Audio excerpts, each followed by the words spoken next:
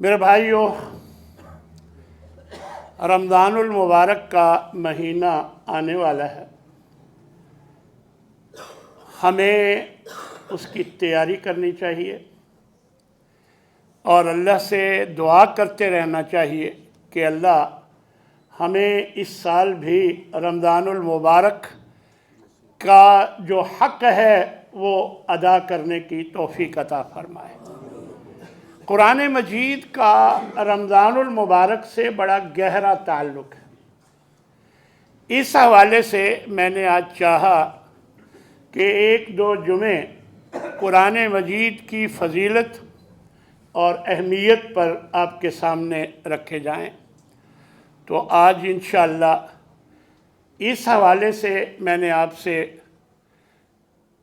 گزارش کرنی ہے کہ قرآن مجید کو اپنا اوڑھنا بچھونا بنائیں، ہر وقت اللہ کا ذکر کریں، کوشش کریں کہ قرآن مجید کی تلاوت آگے پیچھے اگر کوئی کوتاہی رہی تو اب جو ہے اس کا اہتمام کریں کہ اللہ کا قرآن، اللہ ہمیں کیا بتاتا ہے، اللہ ہمیں کیا نصیحتیں کرتا ہے، اس کا ترجمہ سمجھیں اور اس پر عمل کرنے کی کوشش کریں۔ یہ آیہ مبارکہ جو ابھی میں نے آپ کے سامنے تلاوت کی ہے، اس میں اللہ تبارک و تعالی ارشاد فرماتے ہیں کہ بے شک یہ رب العالمین کی طرف سے اتارا ہوا ہے۔ نزل بہ الروح الامین، روح الامین حضرت جبریل کے ذریعے اتارا ہے علی قلبک، اے نبی آپ کے دل پر۔ کیوں؟ لتکون من المنذرین، تاکہ آپ ڈرانے والوں میں سے ہو جائیں۔ اور یہ قرآن بلسان عربی، عربی زبان میں ہے، مبین، جو بالکل واضح ہے۔ وَإِنَّهُ لَفِي زُبُرِ الْأَوَّلِينَ، اور اس قرآن کا ذکر پہلی کتابوں میں، صحیفوں میں بھی موجود ہے۔ تو میرے بھائیوں، قرآن مجید ایک عظیم کتاب ہے۔ اس کی عظمت کے لیے یہی کافی ہے کہ یہ اللہ تعالیٰ کا کلام ہے۔ اس قرآن کی عظمت کے لیے یہی کافی ہے کہ یہ اللہ کا کلام ہے اور اللہ تبارک و تعالیٰ نے اسے اتارا ہے۔ تبارک الذی نزل الفرقان علی عبدہ، بہت برکت والی ہے وہ ذات جس نے اس فرقان کو، فرقان کا معنی ہے حق اور باطل کے درمیان فرق کرنے والی کتاب، اس کتاب کو، فرقان کو اپنے بندے پر اتارا ہے، لیکون للعالمین نذیرا، تاکہ وہ سب جہان والوں کے لیے ڈرانے والے بن جائیں اور اس قرآن مجید کو لوگوں تک پہنچائیں۔ یہ ان کے لیے ہدایت ہے۔ تو میرے بھائیوں، یہ قرآن مجید بے مثال کتاب اور سب سے افضل کتاب، اپنی فصاحت اور بلاغت کے اعتبار سے یہ بے مثال ہے، اور اسی وجہ سے اللہ تبارک و تعالیٰ نے مختلف موقعوں پر لوگوں کو چیلنج کیا کہ کوئی بھی اس جیسا قرآن نہیں بنا سکتا۔ سب سے پہلے اللہ تبارک و تعالیٰ نے پورے قرآن مجید کی دعوت دی، اگر کوئی اس کے مقابلے میں کوئی چیز لے آئے، پورا قرآن مجید کے حوالے سے دعوت دی، چیلنج کیا اور فرمایا قُلْ لَئِنِ اجْتَمَعَتِ الْإِنسُ وَالْجِنُّ، اے نبی ان کو کہہ دو کہ اگر سب انسان اور سب جن مل کر بیٹھ جائیں عَلَىٰ أَن يَأْتُوا بِمِثْلِ هَذَا الْقُرْآنِ، کہ وہ اس جیسا قرآن لانے کی کوشش کریں، تو لَا يَأْتُونَ بِمِثْلِهِ، اس جیسا قرآن نہیں لا سکتے۔ اور وَلَوْ كَانَ بَعْضُهُمْ لِبَعْضٍ ظَهِيرًا، اگرچہ یہ لوگ ایک دوسرے کے مددگار بھی بن جائیں، یعنی سب مل جائیں، پھر بھی اس جیسا قرآن نہیں لا سکتے۔ تو میرے بھائیوں، اللہ تبارک و تعالیٰ نے پہلے پورے قرآن مجید اس جیسا لانے کی کا چیلنج کیا، پھر جب کوئی جواب نہیں آیا تو پھر ایک موقع پر 10 صورتوں کا ذکر فرمایا کہ کوئی 10 صورتیں ہی اس جیسی لے آئے۔ پھر جب اس کا بھی کوئی جواب نہیں آیا تو پھر ایک صورت کا ذکر کیا اور پھر آخر میں ایک آیت کا ذکر کیا۔ کسی کو یہ قرآن کا اعجاز ہے کہ اس جیسا کلام کوئی نہیں بنا سکتا۔ بعض عیسائیوں نے، جو بڑے بڑے پادری تھے، انہوں نے قرآن کی طرز پر اپنی جو بائبل ہے اس کو لانے کی کوشش کی، یعملون تعملون صابرین متقین، آخر میں اس انداز میں، لیکن اس کو جن لوگوں نے بھی دیکھا صاف معلوم ہوتا ہے کہ وہ انسانی کلام ہے۔ اللہ کے کلام کا اس کی کوئی مثال بن ہی نہیں سکتی اور کسی کو اس کی جرت ہی نہیں۔ اور پھر میرے بھائیوں، قرآن مجید سیدھا راستہ دکھاتا ہے۔ اگر آپ اس کو پڑھیں تو آپ کو یہ کتاب ہدایت دیتی ہے۔ قرآن مجید دنیاوی اور اخروی بھلائیوں کی طرف انسان کی رہنمائی کرتا ہے اور ایسا مضبوط اور سیدھا راستہ دکھاتا ہے جو انسان کو جنت کی طرف پہنچا دیتا ہے۔ اس لیے میرے بھائیوں، اس قرآن کو اپناؤ، اس قرآن کو پڑھو۔ پڑھنے کو بھی صحیح کرنا ضروری ہے، لیکن سمجھنا اس سے زیادہ ضروری ہے۔ بعض لوگ سمجھتے ہیں کہ صحیح قرآن پڑھنا آ جائے حق ادا ہو گیا۔ نہیں میرے بھائی، وہ ابھی پورا حق ادا نہیں ہوا جب تک اس کو سمجھیں گے نہیں اور پھر اس کے بعد اس پر عمل نہیں کریں گے، اس وقت تک پورا حق ادا نہیں ہوتا۔ اس لیے اللہ تبارک و تعالی نے قرآن مجید میں فرمایا ہے، ان ھذا القرآن یہدی للتی ہی اقوم۔ یہ قرآن ہدایت دیتا ہے ہر اچھی بات کی، ہر مضبوط بات کی۔ وَيُبَشِّرُ الْمُؤْمِنِينَ الَّذِينَ يَعْمَلُونَ الصَّالِحَاتِ، اور جو ایمان والے نیک عمل کرتے ہیں ان کے لیے یہ خوشخبری دیتا ہے کہ ان لہم اجرا کبیرا، کہ ان کے لیے بہت بڑا اجر۔ اور پھر میرے بھائیوں، آمیزش سے پاک ہے اور اس کے اللہ کی طرف سے ہونے میں کوئی شک و شبہ نہیں ہے، یعنی ہر قسم کے شک و شبہ سے بالا تر۔ ان الذین کفروا بالذکر، وہ لوگ جو اس ذکر کا انکار کرتے ہیں، لما جاءہم، جب ان کے پاس وہ ذکر آیا اس کا انکار کر دیا۔ وَإِنَّهُ لَكِتَابٌ عَزِيزٌ، حالانکہ یہ ایسی کتاب ہے جو بہت زبردست ہے۔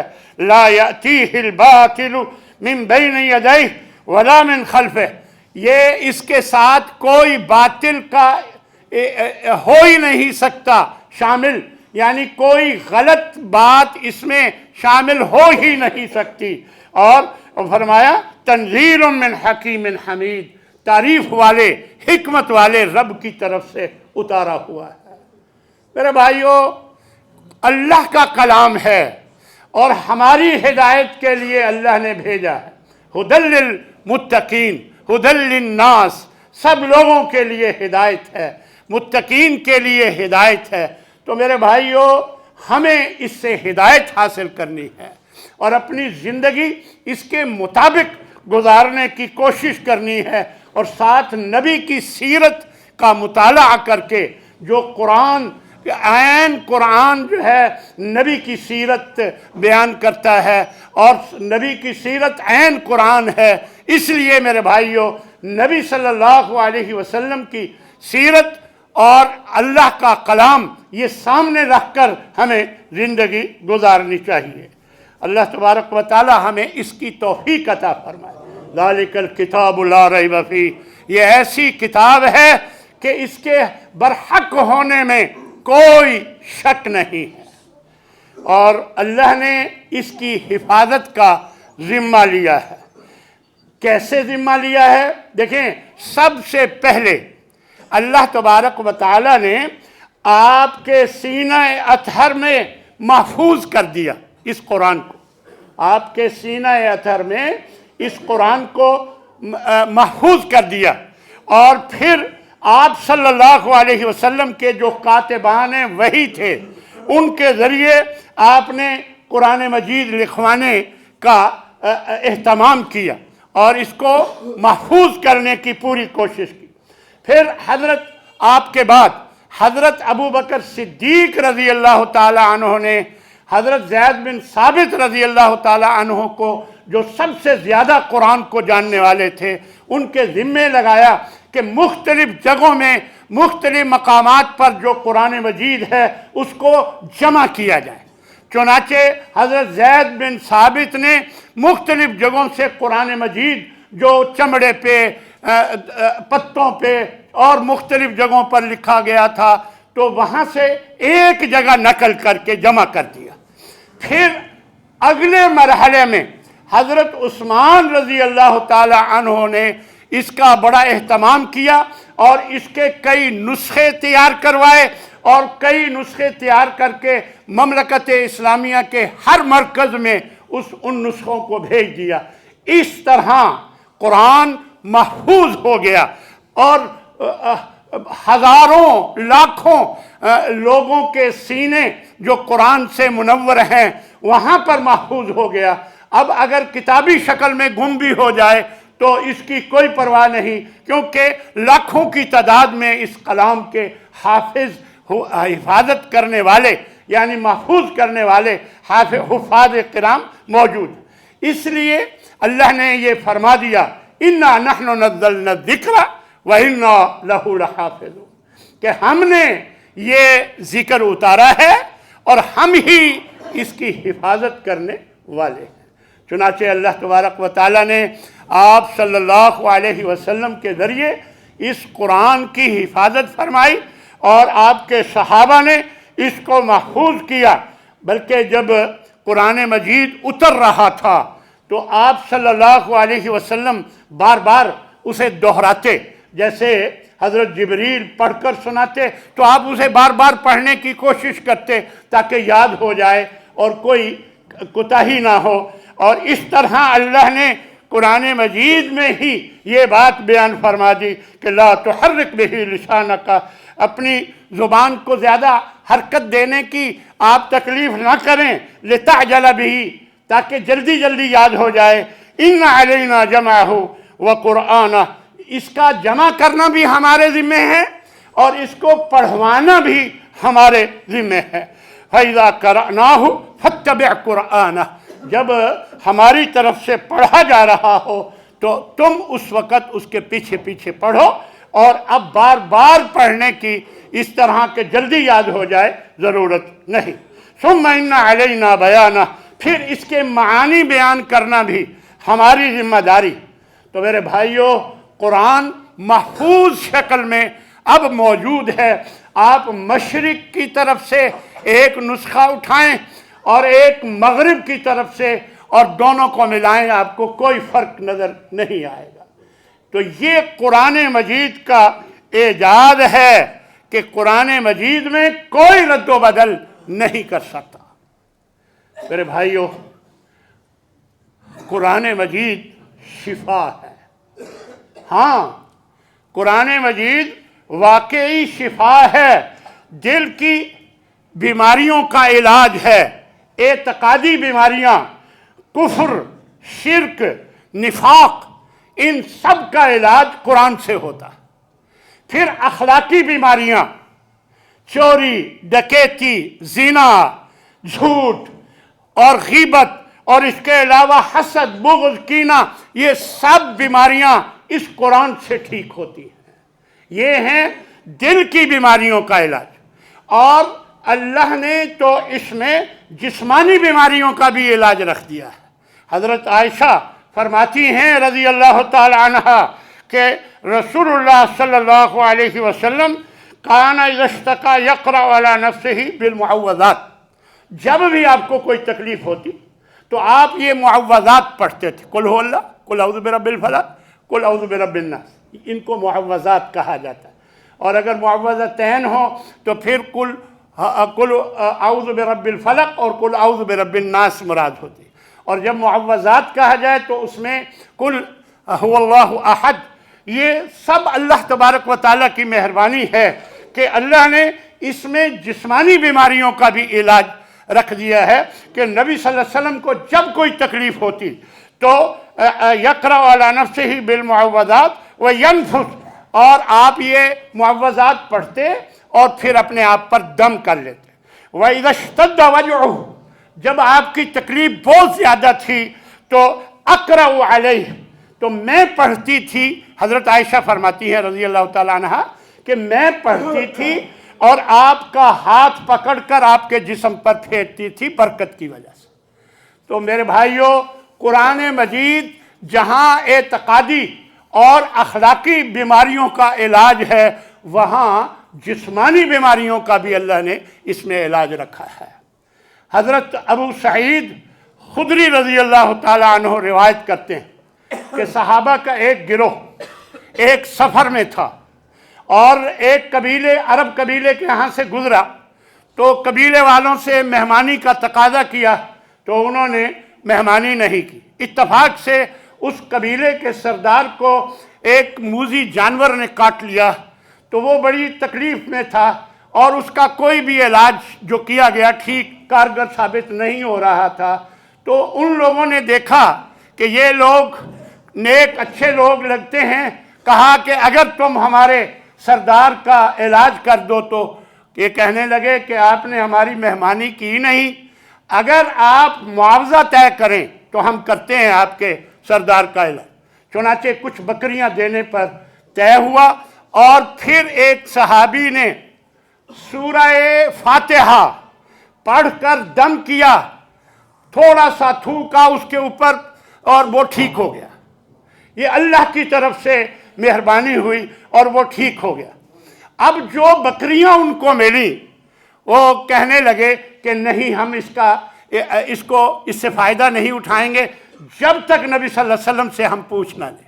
چنانچہ نبی صلی اللہ علیہ وسلم سے پوچھا گیا کہ یہ ایسے ایسے معاوضہ ہم نے مقرر کر کے ان سے یہ بکریاں لی ہیں اور دم کیا، تو آپ نے فرمایا قد اصبتم، تم نے ٹھیک کیا، اقسموا اور وَاضْرِبُوا لِي مَعَكُمْ سَهْمًا، بخاری کی روایت ہے کہ تم آپس میں اسے تقسیم کر لو اور میرا حصہ بھی نکالو۔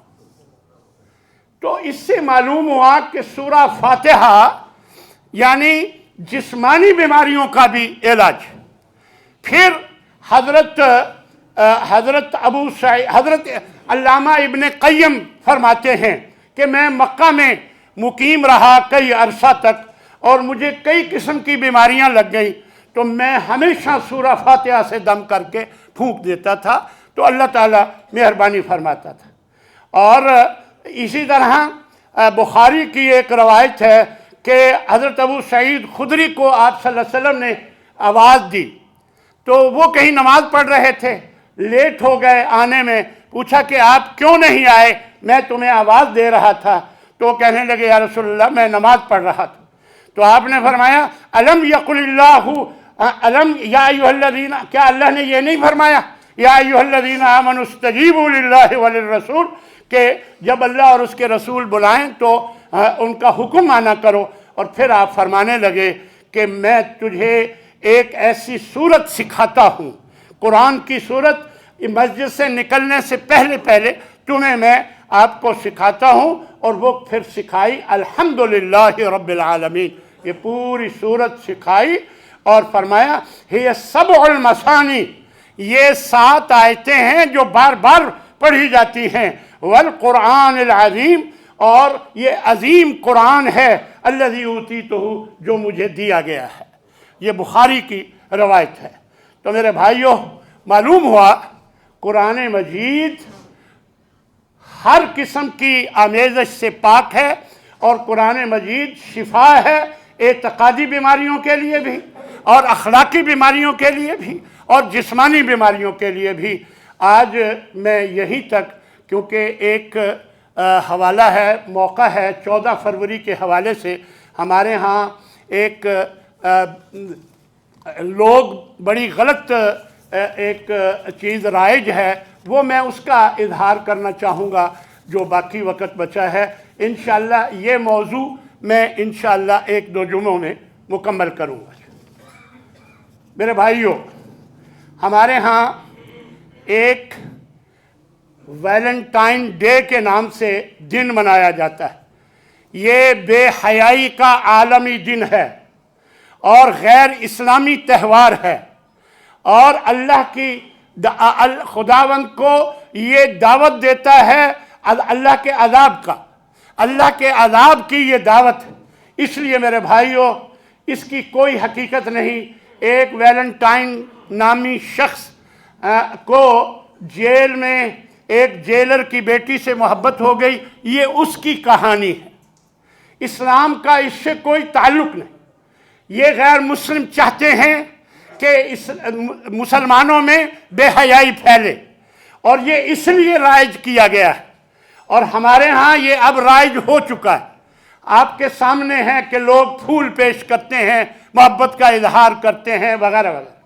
ان الذین یحبون ان تشیح الفاحشۃ، جو لوگ مسلمانوں میں فی الذین آمنوا، ایمان والوں میں بے حیائی پھیلانا چاہتے ہیں، لہم عذاب علیم، ان کے لیے دردناک عذاب ہے، اور دنیا میں بھی اور آخرت میں بھی۔ اس لیے میرے بھائیوں، حیا ہی شریعت ہے، حیا ہی اعمال کی قبولیت کا ذریعہ ہے، حیا ہی دین اسلام ہے، اور حیا ہی جنت ہے۔ اور یہ کچھ جو ہوتے ہیں کر رہے ہیں، یہ بے راہ روی ہے اور بے دینی ہے، اور اللہ کے غضب کو دعوت دینا ہے۔ اس لیے میرے بھائیوں، ہمیں ان چیزوں سے اپنے بچوں کو پرہیز کرانا چاہیے، بچانا چاہیے۔ کیوں یہ نہیں منانا چاہیے؟ اس لیے کہ سب سے پہلی بات یہ ہے کہ یہ گناہ کی ابتدا ہے۔ غیر محرم سے اظہار محبت اور پھول پیش کرنے سے گناہ کی جانب بڑھنے والا یہ پہلا قدم، اور یہ ابتدا انسان کو تباہی کی طرف لے جاتی ہے۔ اس لیے میرے بھائیوں، اس سے بچو۔ اللہ کے نبی صلی اللہ علیہ وسلم فرماتے ہیں، اذمنوا لی ستا من انفسکم، تم 6 چیزوں کی ضمانت دو، اضمن لکم الجنت، میں تمہیں جنت کی ضمانت دیتا ہوں۔ وہ 6 چیزیں کون سی ہیں؟ آپ اگر جنت میں جانا چاہتے ہیں تو سن لیجئے، اصدقوا اذا حدثتم، جب بولو تو سچ بولو، واوفوا اذا وعدتم، وعدہ کرو تو پورا کرو، وادوا اذا اؤتمنتم، اور جب امانت رکھی جائے تو امانت کو ادا کرو، واحفظوا فروجکم، اپنی شرمگاہوں کی حفاظت کرو، وغضوا ابصارکم، اور اپنی نظروں کو نیچے رکھو، وکفوا ایدیکم، اور اپنے ہاتھوں کو روک کے رکھو، کسی پر زیادتی مت کرو۔ اسی طرح حضرت فضیل بن عباس ایک صحابی نبی صلی اللہ علیہ وسلم کے ساتھ مسجد میں خواتین کی محفل میں آپ صلی اللہ علیہ وسلم انہیں تبلیغ کرنے کے لیے گئے، تو یہ بھی آپ کے ساتھ تھے۔ تو یہ ایک عورت کی طرف دیکھنے لگ گئے، تو آپ نے تھوڑی سے پکڑ کر اس کو گھمایا، یعنی یہ ابھی پردہ لازم نہیں ہوا تھا، اور یہ اس لیے وہ بے پرد تھی خاتون، تو آپ نے تھوڑی سے پکڑ کر ان کو گھمایا۔ تو ویسے بھی میرے بھائیوں، ایمان انسان کے اندر ہو تو یہ انسان کو غلط کاموں سے خود روکتا ہے۔ دوسرے نمبر پر یہ بے حیائی کا فروغ ہے، حیا کا خاتمہ ہے اور بے حیائی کا فروغ ہے۔ الحیاء والایمان قرنا جمیعا، یہ حیا اور ایمان دونوں اکٹھے رہتے ہیں۔ اذا رفع احدہما رفع الاخر، جب ایک ختم ہو جائے تو دوسرا خود ختم ہو جاتا ہے۔ ایمان گیا تو حیا گئی، حیا گئی تو ایمان گیا۔ تو یہ ذہن میں رکھیے، آپ صلی اللہ علیہ وسلم فرمایا یہ دونوں اکٹھے رہتے ہیں۔ اور یاد رکھیں، فَزِنَ الْعَيْنِ النَّظْرِ، آنکھ کا زنا دیکھنا ہے، وَزِنَ اللِّسَانِ الْمَنْطِق، زبان کا زنا بولنا ہے، وَالنَّفْسِ تمنا وَتَشْتَهِي، اور دل جو ہے نفس یہ تمنا کرتا ہے اور چاہتا ہے، وَالْفَرْجُ يُصَدِّقُ ذَلِكَ أَوْ يُكَذِّبُ، یعنی اور جو شرمگاہ ہے یہ اس کی تصدیق کرتی ہے یا تکذیب کرتی ہے، یعنی وہ آخری مرحلہ ہے۔ اور یہ جو پہلے مراحل ہیں یہ انسان کو غلطی کی طرف لے کر جاتے ہیں۔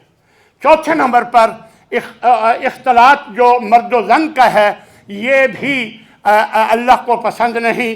ویلنٹائن ڈے آزادانہ اختلاط کی راہ ہموار کرتا ہے، اور محبت کی سیڑھی چڑھنے والی بہت سی عورتیں گوہر عصمت سے کو گنوا بیٹھی ہیں۔ اس لیے میرے بھائیوں، اللہ سے ڈر کر اللہ کے نبی نے فرمایا لا یخلون رجل بامرأۃ الا کان ثالثہما الشیطان، کوئی بھی اکیلے میں غیر محرم عورت کے ساتھ نہ رہے، اگر دو ہوں گے تو تیسرا شیطان ہوگا۔ جب شیطان آئے گا تو وہ غلط کام کی طرف لے جا سکتا ہے، اس لیے اس سے بچنا چاہیے۔ اسی طرح 5ویں نمبر پر عیسائیوں کی مشابہت ہے، یہ اللہ نے بھی منع فرمایا وَلَا تَكُونُوا كَالَّذِينَ تَفَرَّقُوا، ان لوگوں کی طرح مت بنو جنہوں نے جو تفرقے میں پڑ گئے، اور اس کے بعد کہ ان کے پاس واضح دلائل آ گئے انہوں نے اختلاف کیا، اور ان کے لیے دردناک عذاب ہے، ان کی طرح مت بنو، یہود و نصارہ کے لیے فرمایا۔